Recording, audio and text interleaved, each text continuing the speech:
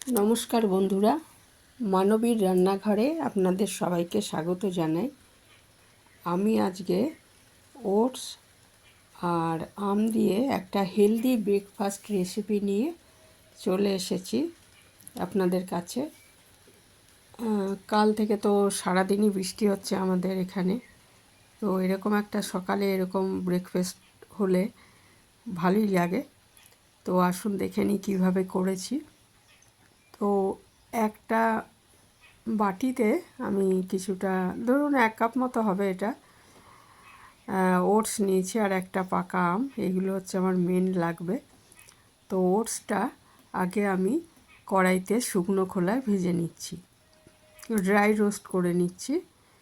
এটা আমি গুঁড়ো করব, তো ড্রাই রোস্ট করলে সুবিধা হবে আর খেতেও ভালো লাগবে। এটা কিছুটা মানে হয়ে যাওয়ার পর 2-2.5 মিনিট পরে আমি একটু হাফ বাটি মতো, যেটা আমি ওটস নিয়েছিলাম সেই বাটিতে হাফ বাটি মতো সুজি নিয়ে নিয়েছি। আর সুজিটাও এরকম ড্রাই রোস্ট করে নিচ্ছি। আর এর মধ্যে আমি দিয়ে দেবো 1 চামচ মৌরি। মৌরিটা দিলে হবে কি, একটা সুন্দর গন্ধ হবে এবং খেতেও ভালো লাগবে। আর তাছাড়া আমরা জানি যে মৌরি কিন্তু খুবই উপকারী, হজমে সাহায্য করে এবং আরও অনেক গুণ আছে। তো এটা একটু দিয়ে দিলাম আর কি। তো এই চামচটা ছোট বলে আমি 2 চামচ দিয়েছি। এমনি যে সাধারণত চা চামচগুলো হয় সেটা হলে 1 চামচ নিলেই হয়ে যাবে। দিয়ে এটা আমি ভালো মতো এটা ড্রাই রোস্ট করছি। যখন ভাজা গন্ধ ছেড়ে আসবে তখন এটাকে নামিয়ে নেব আমি, নিয়ে আগে ঠান্ডা করে নেব। ঠান্ডা করে নিয়ে তবে গ্রাইন্ডারে গুঁড়ো করব। গরম অবস্থায় নয়, ঠান্ডা করে নিতে হবে আগে, যেটা আমরা জানি সবাই, তবু বললাম।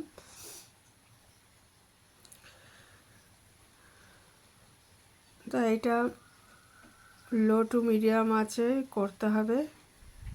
লো আছে করলেই ভালো। একবার কড়াইটা ভালো মতো গরম হয়ে গেলে লো আছে কড়াই ভালো, না হলে পুড়ে যেতে পারে। নিয়ে আমি দেখুন বন্ধ করে দিয়েছি আঁচটা, আর একটা থালায় ঢেলে ঠান্ডা করে নিচ্ছি।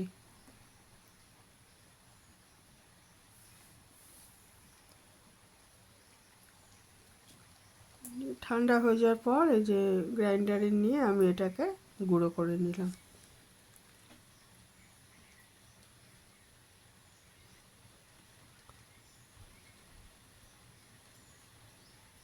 একটা বাটিতে ঢেলে নিয়েছি, দিয়ে দিলাম অল্প নুন স্বাদটা ওঠার জন্য।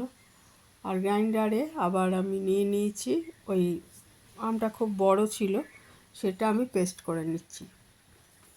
ইচ্ছে করলে এর মধ্যে একটা কলা দিতে পারেন, সেটা দিলেও ভালো লাগবে খেতে। এটা আমি ঢেলে নিলাম আমটা,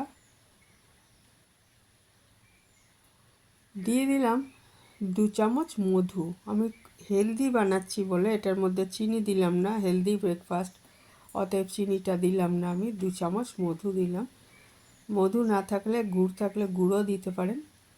দিয়ে এটা খুব ভালো করে মিশিয়ে নিচ্ছি। খুব ভালো করে সব মিশিয়ে নেওয়ার পর এটা ঢাকা দিয়ে 5 মিনিট রেখে দেবো, 5 মিনিট রেস্টে রেখে দেবো। তাহলে কি হবে না, সব জিনিসগুলো ভালো মতো মিশেও যাবে আর কিছুটা ফুলে উঠবে।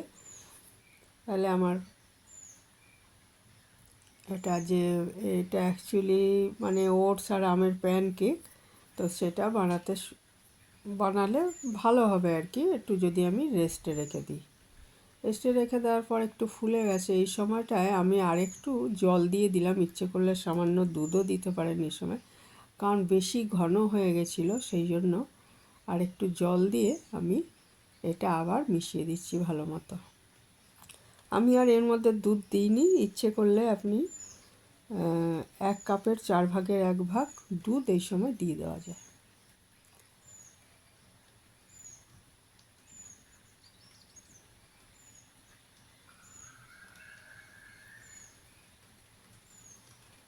আবারও ভালো মতো মিশিয়ে দিয়ে, জল দিয়েছি তো, ভালো মতো মিশিয়ে দিয়ে এবারে একটা তাওয়া গরম করে এর মধ্যে আমি 2 চামচ মতো অলিভ অয়েল দিয়ে দিচ্ছি। অলিভ অয়েলের বদলে ঘি বা মাখনও দিতে পারেন, যার যেটা ইচ্ছে। ঘি দিলেও খুব ভালো হবে, ঘি একটা সুন্দর গন্ধ বেরোবে। আমি অলিভ অয়েলটা ছিল, অলিভ অয়েল দিয়েই করছি এটা।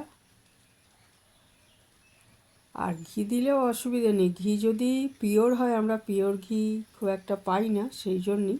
নাহলে পিওর ঘি হলে কিন্তু সেটা কোনো ক্ষতি হয় না, পিওর ঘি খাওয়া ভালো। ভালো মতো তেলটা গরম হয়ে যাওয়ার পর এরকম হাতায় করে মিশ্রণটা তুলে আমি এরকম দিয়ে দিচ্ছি তাওয়ার মধ্যে।